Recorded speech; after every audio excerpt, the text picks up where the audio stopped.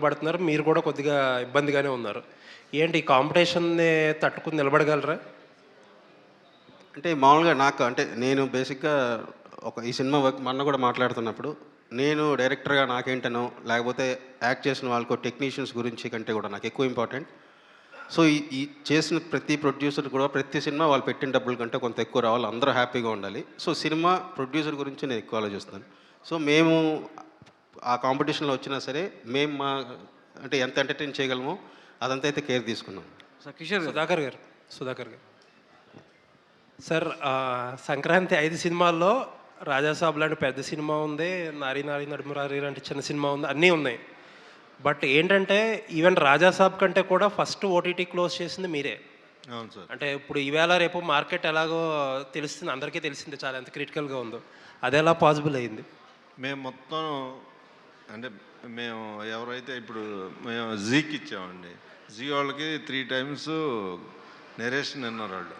అంటే అందరూ విని నెరేషను వాళ్ళందరికీ బాగా నచ్చి ఎంటర్టైన్మెంట్ సినిమా ఇది పక్కా పండక్కి వర్కౌట్ అయింది అని చెప్పి ధైర్యంతోనే తీసుకున్నారు వాళ్ళు. అందరూ 5 months బ్యాక్ సినిమా స్టార్ట్ అయినప్పుడే ఇచ్చేసేవాళ్ళు. ఇక్కడ నుంచి సినిమా స్టార్టింగ్ ముందే స్క్రిప్ట్ స్టేజ్ నుంచే ఓటీటీలకు చెప్పాల్సిన పరిస్థితి అండి ఇక్కడ నుంచి? అలా లేదండి, బట్ అంటే చెప్పాల్సి వచ్చింది ఈ సినిమాకి. అంటే చెప్తే వాళ్ళకి కూడా మనం ఎలా వెళ్తున్నాం అనేసి అందుకని నేను నెరేట్ చేశాను సినిమా కథ మొత్తం వాళ్ళు. All the best. కిషోర్ గారు ఇక్కడ హలో అండి. సార్, ఇందాక మీరు చెప్తూ నేను శైలజ కావచ్చు అంటే మీ లైఫ్లో ఒక్కొక్క ఎలిమెంట్ అంటే మిమ్మల్ని ప్రభావితం చేసినటువంటి అంశాలన్నీ కథలుగా మార్చి ఆడియన్స్ ఎంటర్టైన్ చేశారు. అవును.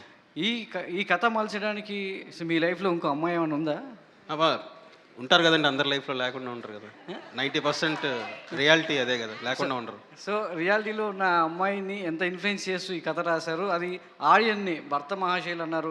సో ప్రతి భర్తకి ఇంకో అమ్మాయి ఉండాలనే కోరిక ఏమన్నా చూపిస్తున్నారా? లేకపోతే మీరు అన్నట్టు పెళ్లి తర్వాత కాదు, పెళ్లి ముందు కూడా ఉండొచ్చు కదా. పెళ్లికి ముందు ఉంటారు, పెళ్లి తర్వాత సో అలాంటి ఆలోచన రేకెత్తిస్తుంది సినిమా. కామన్గా పెళ్లి ముందు ఒక ఎవరు చేయకూడదని పెళ్లి ముందు ఒక అమ్మాయిని ప్రేమించి పెళ్లి చేసుకోలేక ఇంకోళ్ళని చేసుకుని అనేది చాలా కామన్ కదండి. 50-60% జరుగుతుంది, 90% జరుగుతుంది. సో నా పాస్ట్ లైఫ్లో మేము మళ్ళీ ఫ్రెండ్లీ అంటే నా ఎక్స్పీరియన్స్ అన్నీ వస్తుంది ఇందులో. సో ఇంకోళ్ళు ఉన్నంత మాత్రాన వాళ్ళని తక్కువ చేయాలని ఉండకూడదు. సో ఫ్రెండ్లీగానే ఉండాలి, మొత్తం కూడా ఒక అండర్స్టాండింగ్లోనే ఎండ్ అవుతుంది. సో మరి అంటే డింపుల్ ఆల్రెడీ రవితేజ్ గారితో చేసింది ఒక కాంబినేషన్ చూశారు. సో ఆశిక రంగనాథ్ గారిని సో రవితేజ జోడీగా సో ఒక గ్లామర్ రోల్లో చూపించడానికి తను ఎలా చూస్ చేసుకుంటున్నారు? సో తన గ్లామర్ అనేది స్క్రీన్ మీద ఎంతవరకు ఆడియన్స్ అట్రాక్ట్ చేస్తుంది? అంటే ఇప్పుడు ఆ క్యారెక్టర్ ఏంటంటే ఆశిక ఇంతకుముందు ఒక సినిమా కూడా వర్క్ చేయాలి మేము, అప్పుడు కుదరలేదు. సో ఆశిక నేను తన ప్రీవియస్ కన్నడ ఫిలిమ్స్ అన్నీ చూశాను, నా స్వామి రంగాన్ని చూశాను. ఇప్పటిదాకా తను మ్యాక్సిమం ట్రెడిషనల్గానే స్క్రీన్ మీద ఎక్కువ చూపించాను. సో నాకు ఆ వేరియేషన్ ఉండాలి. ఇప్పుడు చూసిన ఇమేజ్నే మళ్ళీ మనం ఫాలో అయినట్టు కాకుండా కొంచెం అది వేరియేషన్ ఉండాలని ఒకటి. ఇంకోటి ఈ క్యారెక్టర్ బేసిక్లీ స్పెయిన్లో ఉంటారు. సో అక్కడ ఉన్నదాన్ని బట్టి సో ఈవిడైతే బాగుంటుంది అన్ని రకాలుగా. కిషోర్ గారు, ఒక డైలాగ్ టీజర్లో డైలాగ్ ఒకటి బాగా నచ్చింది, రవితేజ గారితో చెప్పించారు. వదిన చెల్లి అన్నారు, భార్య కాదు అన్నారు. భార్యకి వదిన చెల్లికి తేడా ఏంటి? అంటే తను ఇంట్లో ఎవరెవరు ఉన్నారంటే భార్య అని చెప్పలేని పరిస్థితి, బట్ ఎవరెవరు ఉన్నారో చెప్పాలి. సో భార్య నుంచి వదినల చెల్లి అంటే ఇప్పుడు మామూలుగా మన వైఫ్ వదినల చెల్లి అంటే వైఫే కదా.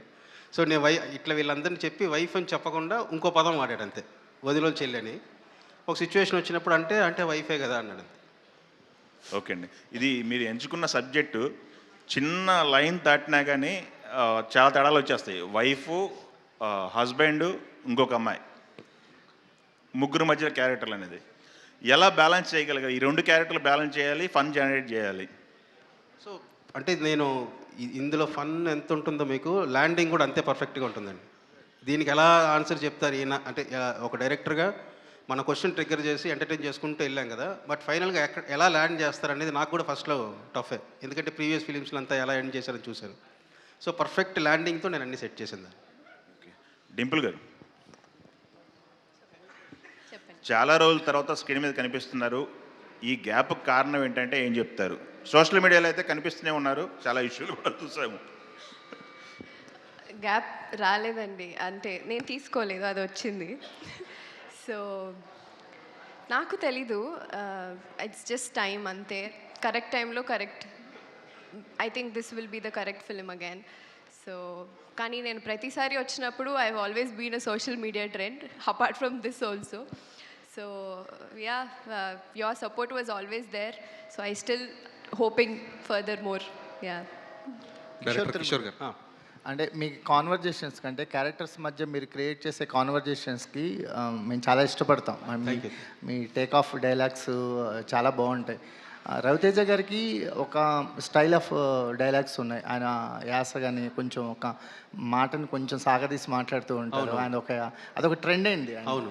సో మాకేమన్నా ఒక కొత్త న్యూ యాన్స్ కనిపించబోతుందా మీ డైలాగ్స్తో రవితేజ గారి స్టైల్? అంటే ఆయన ఏదైతే జనాలు ఆ సౌండింగ్ లైక్ చేస్తారో అది సిచ్యువేషన్ బట్టి వస్తూ ఉంటుంది. బియాండ్ దట్ ఏంటంటే ఈ క్యారెక్టర్ ఎలా మాట్లాడుతుంది అనేది ఒకటి ఉందో ఆ ప్యాటర్న్ ఫ్రెష్గా ఉంటుందండి. కంప్లీట్ అంటే ఈయన నాన్ వైలెన్స్ క్యారెక్టర్ చూడబోతున్నామా?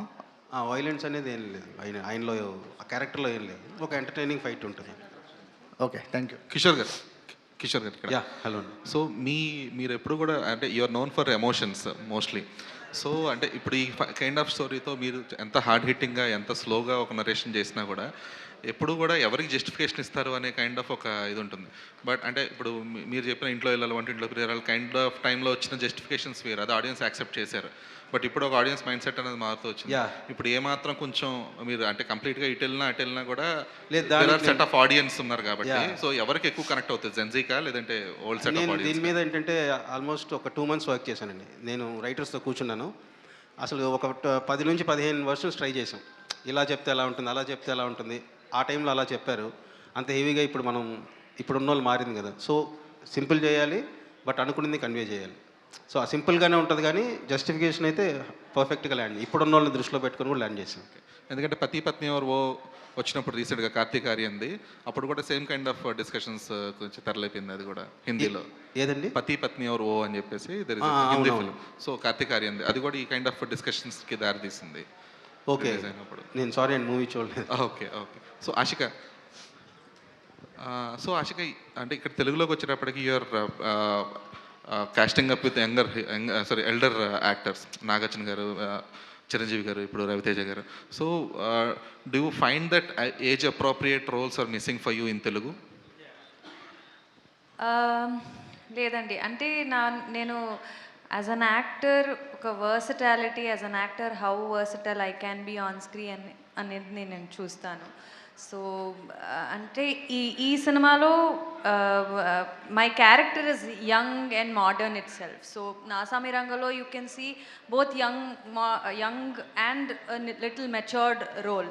సో ఆ డిఫరెన్సియేషన్ నేను అలాంటి రోల్స్ కూడా చేయొచ్చు, ఆ పొటెన్షియల్ ఉంది అనేది చేయాలని నేను ఆ సినిమా ఒప్పుకున్నాను, స్క్రిప్ట్ నచ్చి. సో ఈ సినిమాలో ఆ మోడర్న్ గర్ల్, ఇప్పుడున్న జనరేషన్ అమ్మాయిలనే నేను ప్రొజెక్ట్ చేస్తున్నాను. సో ఈ మోడర్న్ అమ్మాయిలు ఎప్పుడు పర్మిషన్ అడగరు. It's more about how they look for honesty in men.